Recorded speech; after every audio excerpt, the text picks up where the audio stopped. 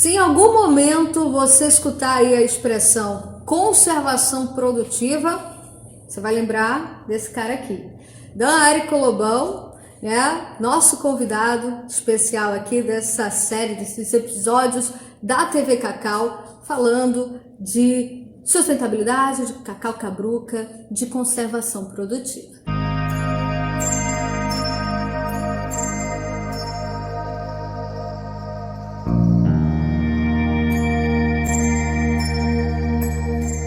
Dan, a origem desse conceito, conservação produtiva, qual seria a definição mais apropriada para nós entendermos no conceito amplo da expressão?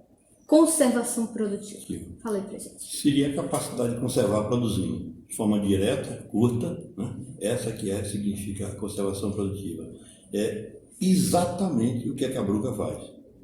Ela conserva recursos naturais, aéreos associados, o melhor modelo de agricultura, é aquele que é capaz de fazer a melhor conservação ao tempo que é capaz de produzir. Direto, objetivo. Lógico que não foi assim que nasceu esse termo, foi uma busca, uma procura. E nós brincávamos muito, eu tenho esse grupo que eu falei a você da CNPC, que era brigado lá pela CNPC, o Wallace na presidência, e que havia as más línguas dizendo que a gente não queria ir para casa com medo das mulheres, e com algum serviço nós ficávamos lá estudando. Mas a verdade era uma busca intensiva de tentar entender melhor o sistema. E nós vimos o seguinte, que não era a cabruca, ela estava restrita a essa questão, que o nome, a origem e a ação nossa de relacionamento com o cacau, mas o sistema expandia muito além. Quer dizer, nós já conseguimos observar seringueira na cabruca, pastos que substituíram o cacau e eram cabruca, no mesmo conceito, na mesma geração de ativos civis ambientais. Então era algo mais além do que o cacau. O cacau, ou seja, o sistema ultrapassou o cacau, a barra, a fruta é cacau. Então nós começamos, aí nós conseguimos exercitar nessa forma interessante, quer dizer, você vai para o campo das ideias como uma pirâmide, e na ideia não tem limite. Depois que você conceber a ideia, você vai para o campo dos projetos e depois para o campo das pessoas. Quem vai fazer isso? E nós estávamos no campo das ideias, já entrando na questão do projeto, dizendo como é que nós vamos levar um tema para lá fora que tem dificuldade de tradução. Eu já tinha, um certo tempo, encaminhado a uma revista um artigo sobre cabruca e o revisor principal dela disse que eu trocasse o nome cabruca porque não era um nome conhecido. Aí eu virei para o editor, devolva meu artigo, porque não é conhecido, porque revisores como esse não permitem que seja. Eu quero meu artigo de volta. Bom, para você ver como era uma certa dificuldade nisso. Então, que termo representa? O que na verdade a cabruca faz? Aí nós conseguimos, nesse campo das ideias, sonhar. Poxa, nós tínhamos quintais produtivos, nós tínhamos cidades que poderiam estar sob o conceito da cabruca, mas não era mais cacau. Nessa capacidade de conservar recursos e produzir algo. E esse algo era além do dinheiro, além dos recursos naturais, cultura. Então, precisávamos de um termo. Fizemos essa pesquisa e não depende de mim. Eu tenho uma briga interessante entre mim e o Wallace, né? Porque ele disse que foi ele que arrumou o termo. Mas nós fomos olhar e tinham dois nomes que tinham sido citados 2 vezes, de forma en passant, em 1952, e nunca mais tinha sido repetido de uma forma leve. Olha, isso aqui tem uma conservação que produz. E aí nós pegamos o termo, foi registrado, então hoje conservação produtiva não é meu, nem de Wallace, e nem de todos aqueles que ajudaram, é da região cacau, está associado ao cacau.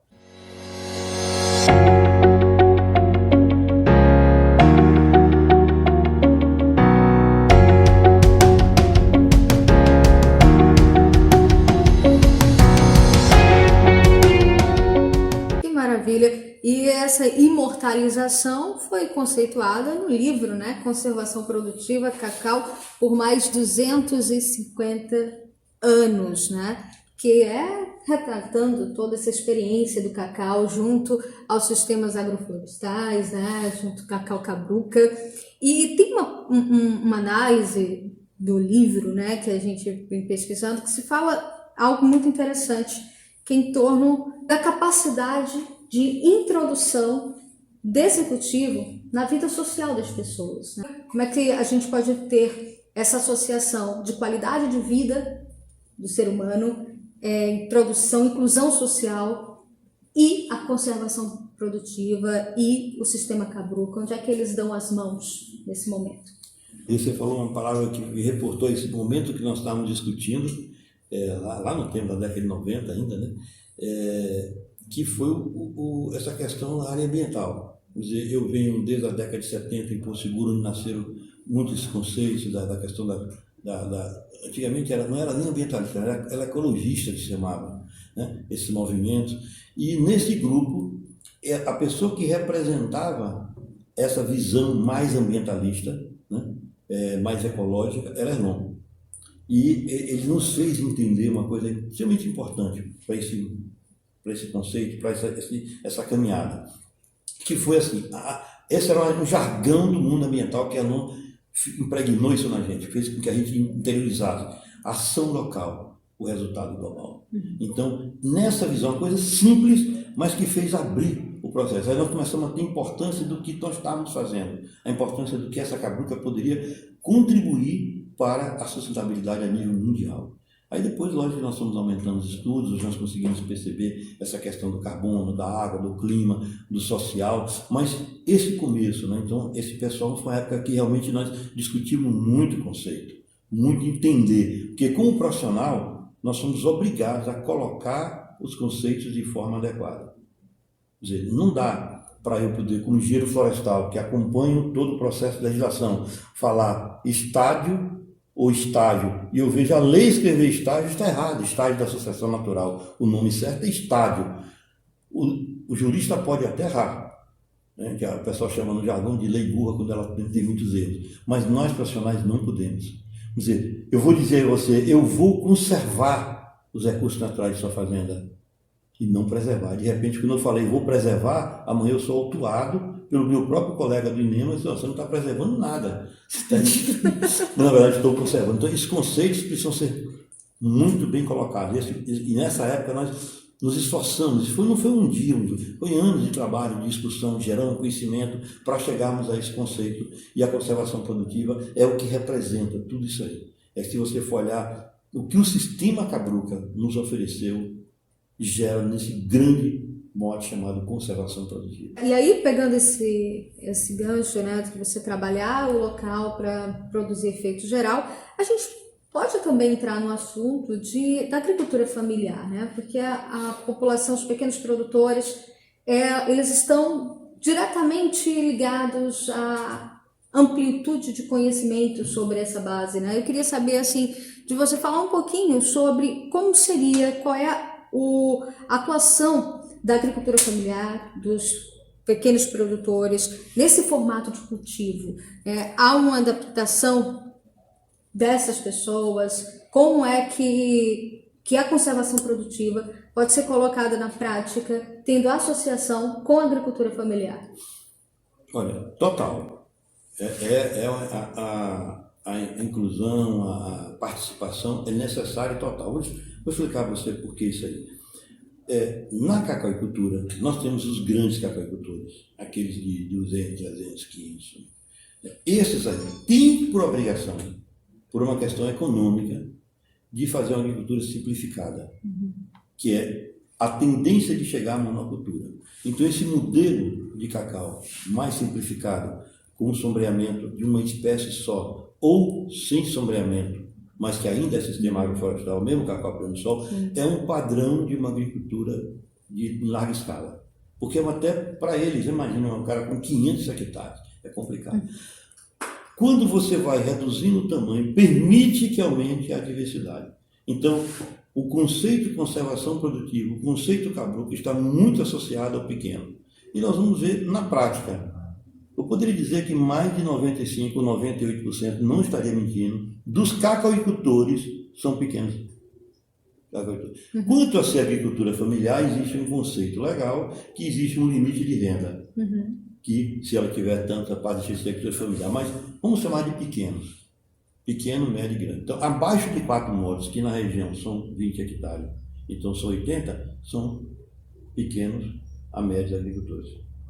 E aí nós estamos aí em mais de 98%. Então, nenhum programa, nenhuma política pública pode desconsiderar isso. E esses são realmente os responsáveis pela produção e pela conservação dos recursos naturais. São responsáveis pela conservação produtiva.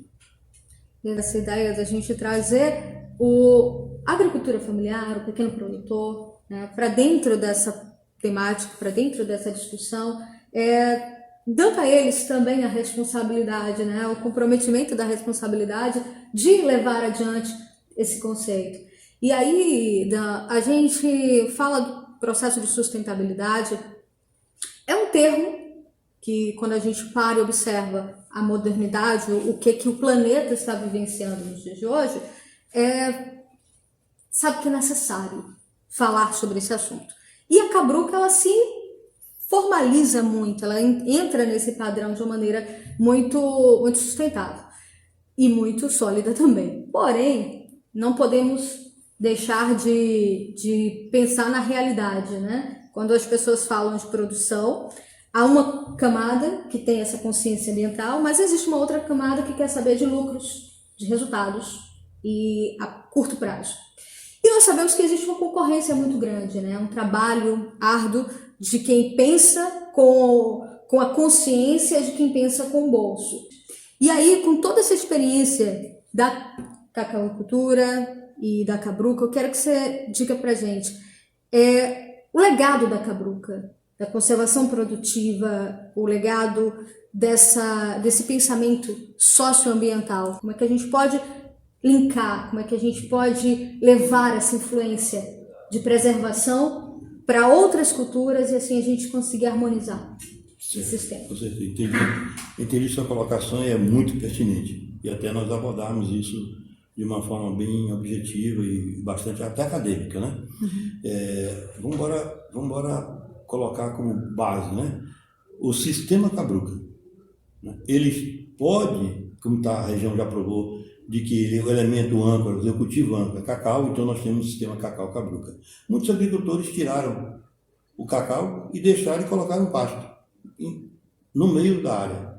Então, hoje o que nós temos? Nós temos então um sistema pasto-cabruca, que é um sistema silvopastoril. Inclusive tem um pessoal do nosso grupo estudando isso.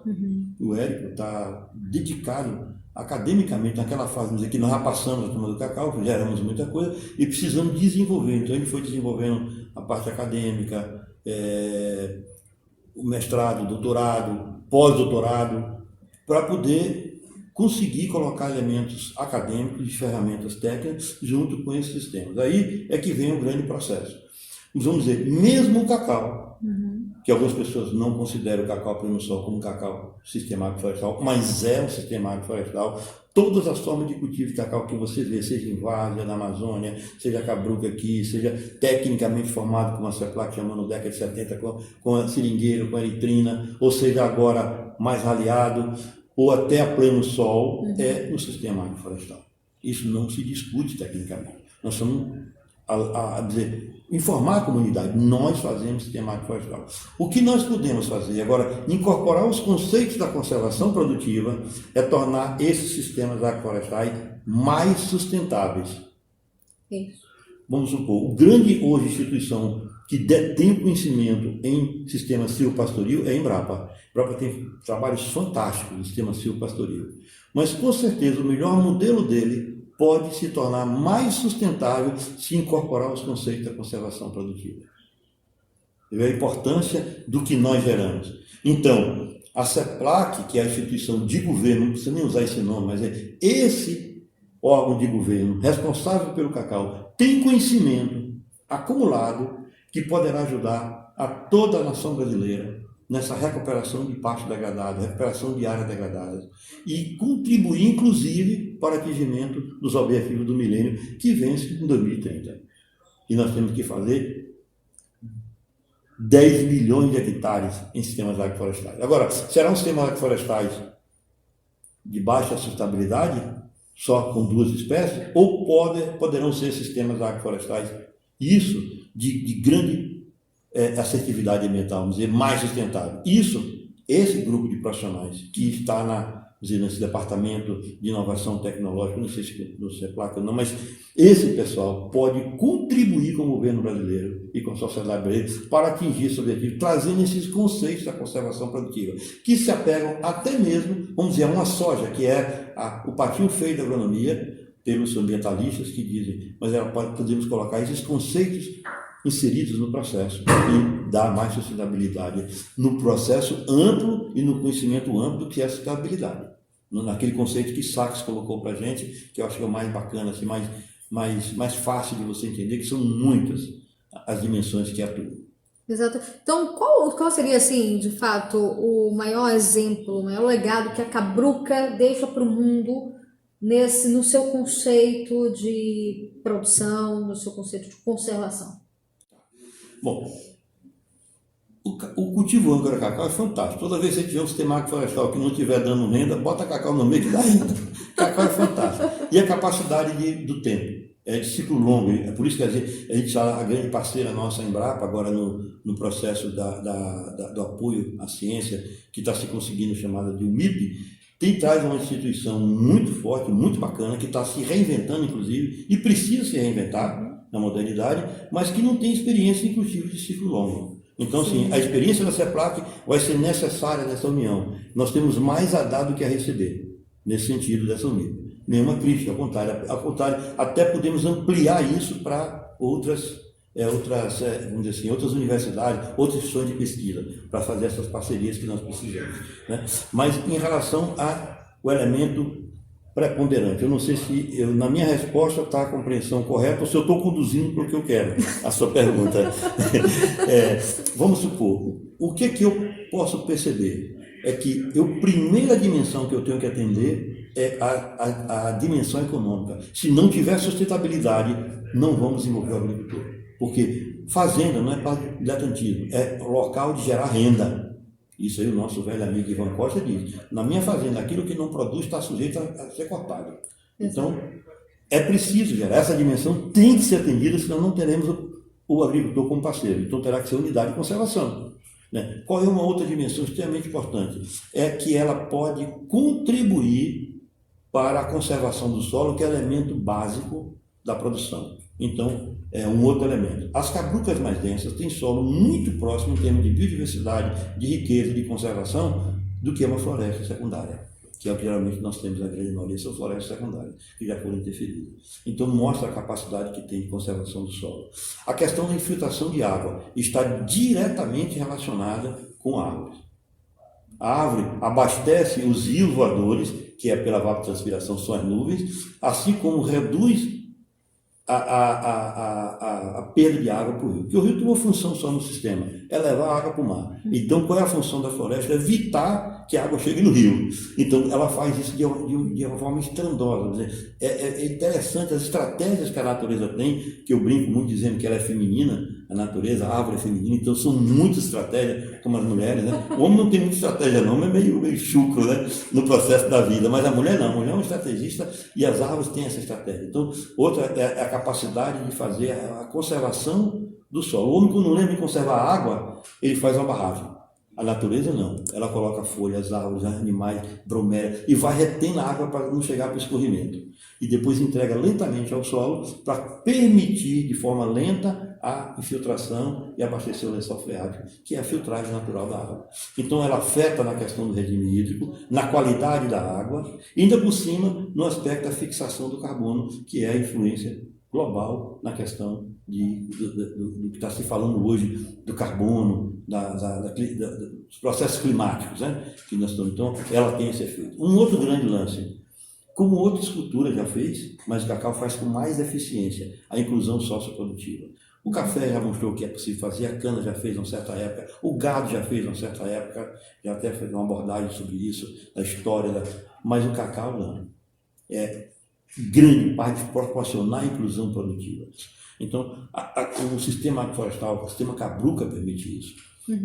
Permite-se ter renda. Até pouco tempo, o agricultor nem sabia quanto custa uma caixa de cajá. Eu vi aqui o amigo Marçal falar que ele é do tempo de pegar cajá no chão e chupar. Isso é andar, botar na banana e comer.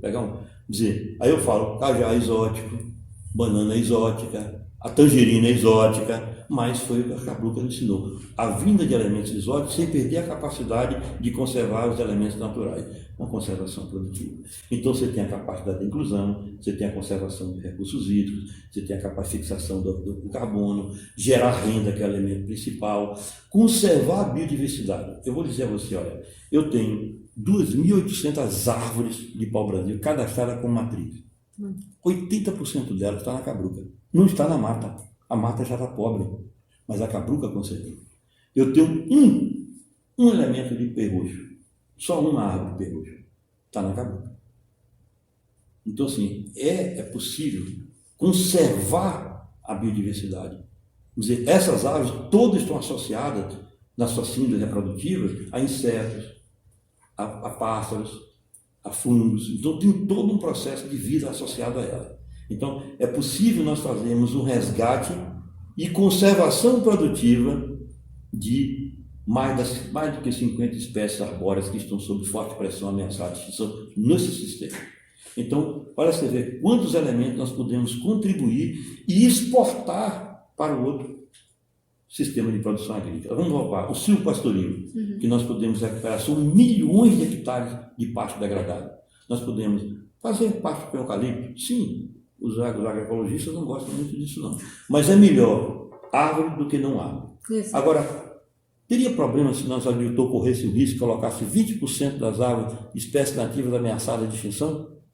Nós estaríamos recuperando e resgatando essas espécies. A Cabruca é o que a gente consegue dizer, é a diplomata, né, no processo ambiental, porque ela consegue atrair tudo, respeitar a particularidade, a características de cada um, e o cacau ele tem essa maestria de poder agregar todo tipo de valor de cada cultura, sem perder a sua postura, né? A sua essência. Aliás, quanto mais ele agrega, mais rico ele fica, né? No seu sentido mesmo de produção. E aí você falou dessa necessidade de conservar, de trazer as espécies. E vamos falar do projeto Pau Brasil, né? Que você coordenou. Como é que é um projeto que trazia aí essa essência de plantar a nossa árvore originária do nome Brasil.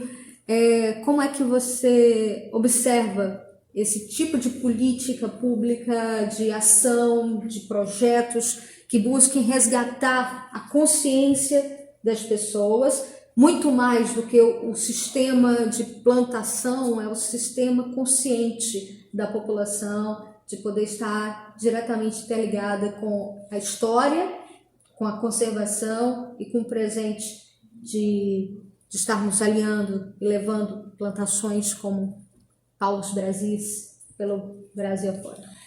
Essa visão que nós fomos formados de forma cartesiana, de ver apenas um elemento só, essa frase que eu sempre coloco, eu coloquei isso até na minha tese de doutorado, há quem entre no bosque e só veja lenha, que é de Tolstói, usei há quem entra na Cabruca e só veja o fruto de cacau, entendeu? E a gente consegue, sabemos que temos algo mais, e nós tínhamos que estudar. Exemplo, pela experiência que nós tivemos lá atrás, na década de 70, quando o primeiro projeto que eu fiz foi o estudo do comportamento de uma espécie arbórea, se não me falha a memória, é o vinhático, Platimenia foliolosa, e aí era uma espécie de rápido crescimento, que podia gerar renda, e aí o projeto foi recusado.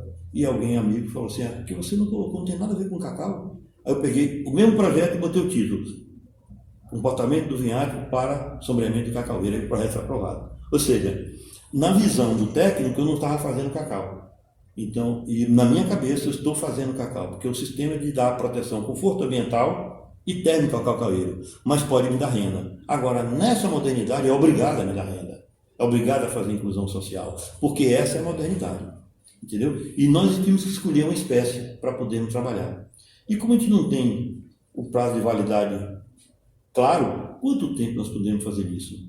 Nós vamos estudar a árvore que é de ciclo longo numa instituição que trabalha com cacau, que quer respostas com 4, 5 anos, numa região que quer resposta. Então, bora fazer o seguinte, vamos reunir pessoas, os amigos, que acreditam nos processos, que têm um coração na frente, e vamos começar a trabalhar uma espécie, mas é uma espécie que não seja, ou seja, ela nos cobre, Nós sejamos policiados. Se eu for trabalhar, vamos dizer, o araçá-cagão, ninguém presta atenção. E é uma espécie que ocorre na Mata Atlântica e está com sério problema. Entendeu? Ela está em risco de extinção, ou está ameaçada, ou está vulnerável, vamos dizer assim, porque a área de Mata Atlântica está se reduzindo. Mas ninguém vai ter atenção. Agora, quando eu falar para o Brasil e todo mundo, e como eu vim da Estação Ecológica do Pau-Brasil, que é, na verdade, a estação experimental, entrei na CEPLAC por ela, trabalhando por ela, trabalhei lá há mais de 8 anos, então nós percebemos a importância, e como ver o Pau-Brasil é impressionante, porque ele é o grande representante da Mata Atlântica, é a árvore nacional, e ao mesmo tempo tem muitos usos. Ele tem, ainda hoje se encontra esteio de pontes feito no Império com o Pau-Brasil, e disputa-se ele e Braúna a resistência. É uma espécie de alta resistência, alta durabilidade, bonita, que tem uma brasilina que hoje é usada, vamos dizer, até com possibilidade de curar câncer, uma madeira que é o mais nobre de todos os usos, que é na arte, que é o arco de violino. Então, o pau-brasil é um grande elemento. E é leguminosa, que a turma do cacau gostava. Então, vai ser pau-brasil. Ele ocorre do Rio Grande do Norte, no Cabo do Touro, até Rio de Janeiro. Mas em alguns lugares ela salta. Nós não temos a ocorrência dela em todos os municípios daqui da região capoeira. Tem movimento que ainda não tem. Tem indicação. E o que é mais interessante, nessa busca do pau-brasil, de achar as matrizes dentro do cacau, nós percebemos que não existe só um pau-brasil. Até agora existem 5, que são uma mesma espécie, mas são tipos diferenciados, que eles chamam morfotipos. Aí você tem o pau-brasil, que comumente no campo é chamado de arruda, e nós devemos esse nome ao nosso velho companheiro Robério, que foi um dos grandes caçadores do pau-brasil, foi um bandeirante caçando o pau-brasil. Ele, a equipe dele, o Evaldo, o nosso Pacheco falecido, perdemos duas pessoas desse nosso grupo, mas eles eram caçadores desse negócio. Então eles sabiam como buscar, como procurar. E nós percebemos o seguinte, eles viram que esse nome da folha é de arruda, parece que então ficou o nome pau-brasil, folha de arruda. E eu revelo que, ele disse que não, mas eu sei que foi ele que botou esse nome. E ficou conhecido, pau-brasil, folha de arruda, folha pequena. Aí descobrimos um pouco a folha maior, aí é o pau-brasil arrudão. No Espírito Santo tem o pau-brasil de arruda e tem um pau-brasil folha de café, que também ocorre na Bahia. Aí nós já vamos para 3, arruda, arrudão, café. Aí aqui na Bahia tem um que está muito em áreas altas, arrudinha, delicada, é um caminhãozinho. O pau-brasil todo ele é diferenciado. Só tem na Bahia, isso aí. Só tem na Bahia. E o folha de laranja, que é, eu digo assim, que é a mulata baiana. Ela é, onde ela chega, onde o pau-brasil está, ele chama atenção. E as pessoas nem sabem, mas é pau-brasil. Só tem na região cacaueira. Então, hoje, em primeira mão, técnica e cientificamente, esse trabalho eu fecho até final do ano que vem, eu fecho. Eu digo a você, em primeira mão. Aqui, ó. O centro de origem dessa espécie, essa espécie nasceu aqui na Bahia. Essa espécie é da cabruca. Ou seja, a cabruca veio depois dele. Então, eu vou dizer, na verdade, ele é o pai da cabruca para o Brasil. Nós temos o maior número de exemplares na cabruca, e aqui nasceu essa espécie. É uma revelação científica que eu guardava isso às 7 chaves e estamos dando exclusividade aqui para a TV. A origem dessa espécie é a região cacaueira.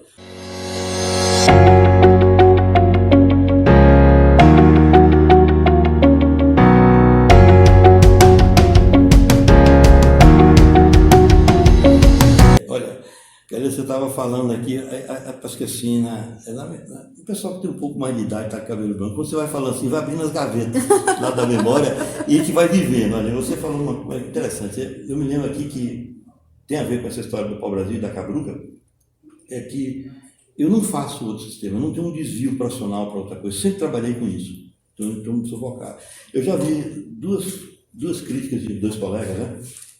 Umas vezes, e que na hora que ele falou, eu não achei que era crítica, eu achei que era elogio. Um deles disse assim para mim assim, você quando faz com a ciência, desenvolve a ciência com paixão. E essa foi uma coisa. E o outro disse assim, não é possível, tudo que eu vou falar com o baiano parece que é missão. Aí eu disse assim, missão, aí eu achei aquilo elogio, depois ele no particular, né, ele falou isso publicamente, no auditório cheio, e quando foi muito, falou assim, Eu digo, pô, obrigado por esse elogio que você falou, que você percebeu. Ele fez, não, mas isso é errado fazer ciência com paixão. Aí eu disse, não, porque o cientista é frio, duro. De onde é que você viu isso escrito? Se você não fizer com paixão, você não faz, meu irmão. Eu estou aqui há 44 anos fazendo isso, e eu estou trazendo uma história de 250 anos por trás. Se não tiver paixão, não faz. Olha, se quer ver a paixão? Quer ver? Tem 33 anos, ou mais um pouco, que não tem uma política pública para o cacau. Nenhuma. Não estou fazendo críticas. Eu só estou um fato. É um fato. Não tem política pública municipal, nem estadual, nem federal para o cacau. Está precisando construir uma política pública adequada. Passamos em cima de uma crise. E eu vejo o agricultor hoje, não tem a política pública ainda. Você vai ver as roças todas estão roçadas. Isso é paixão por uma cultura. Isso é cultura. Não é agricultura, é cultura. E cultura é paixão, essa vida. Então você vê o cara roçando e fazendo e acontecendo. Ou seja, por que existe cabruca, moço? Não é por causa da lei, não. Não é por causa da lei proibindo o corte, não. O cara nem sabe que tem a lei. Nós temos tecnicamente alfabetizados, cada a grande maioria no campo. Quem decide a árvore que fica no campo não sou eu, engenheiro florestal da CEPLAC, do ALESC, e nem o dono da fazenda. É o trabalhador com o facão na mão que fica quem sai, quem fica. Ainda está no tempo antigo. E geralmente fica tudo que ele alimenta e algo que o cacau precisa. Às vezes ele corta um pau-brasil aqui, por não conhecer, e deixa um embaúba. Ou embaúba não, vamos dizer, um cobi que ele conhece, porque ele sabe que é uma compra leve e boa para o cacau. Então, nós precisamos chegar lá na ponta. Então, tem que ser com paixão para poder fazer isso. E a questão missão, é missão mesmo. Eu estudei escola pública a vida inteira, me formei na universidade pública, dou aula na universidade pública e estou no... É missão, eu sou pago para isso, é uma missão de longo prazo. E eu peguei algo que já veio. Então, é como fosse a missão. Estou falando assim para você, para que você consiga entender, às vezes, quando eu vou me emocionando, e até o espectador também percebe, porque é isso que nós estamos aqui. E tem que ser dessa forma. Eu não consigo ver de outro jeito, que não seja missão e paixão juntos pelo processo. Como não se apaixonar por um sistema desse, que não tem lugar nenhum do mundo e essas pessoas fazem? Aonde saiu disso? É como se fosse um consciente coletivo, né? Que foi sendo desenvolvido. A cabruca de Camaquã é diferente da cabruca de Uruçuca. Ela tem estilo diferente, mas a essência é a mesma. É este ponto aqui que a gente quer trazer. A essência do Dom Lobão como profissional, como o técnico, né, reconhecido, respeitado, mas acima de tudo, Dom Lobão, pessoa, ser humano, né, indivíduo, ativista do que acredita. Se você faz com maestria, é porque você realmente está introduzindo. Se a gente, vamos dizer, fazer sem paixão, fazer sem acreditar, é um livro escrito a lápis. Qualquer um pode apagar. Mas quando você realmente tem convicção daquilo que você está falando, está fazendo, está ensinando, porque o que Dom Lobão estudou, ele passa. É um legado, uma transferência de conhecimento e de informação. E é em cima disso que o próximo episódio a gente vai tratar.